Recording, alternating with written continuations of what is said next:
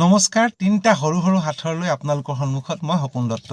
আজি প্ৰথম হাথৰটো আপোনালোকলৈ বুলি আগবঢ়াইছো। প্ৰথম হাথৰটো হৈছে কলা কলা পক্ষীটো কলা বনত চৰে, দুই পৰ্বতে হেঁচা মাৰি কলা পক্ষীটো মাৰে। প্ৰথম হাথৰটো আপোনালোকৰ উত্তৰ দিব বুলি আশা ৰাখিলো।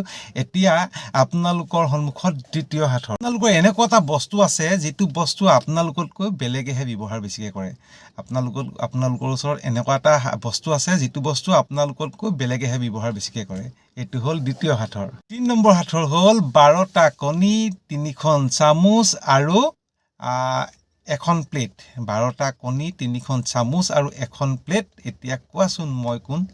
এইটো হ'ল তৃতীয় হাথৰ। গতিকে তিনিটা হাথৰৰ উত্তৰ দিব বুলি আশা ৰাখিলোঁ আৰু লগতে কালি সোধা হাথৰটোৰ উত্তৰ মই ইতিমধ্যে দি দিলোঁ। আৰু কালি যিসকলে মোক মৰম চেনেহ কৰিলে, জন্মদিনৰ শুভেচ্ছা যাচিলে, সকলোলৈকে মোৰ ফালৰ পৰা আন্তৰিক ধন্যবাদ জ্ঞাপন কৰিছোঁ। আৰু আজিলৈ বাই বাই। গধূলি উত্তৰ পাই আছে, চাই থাকিব।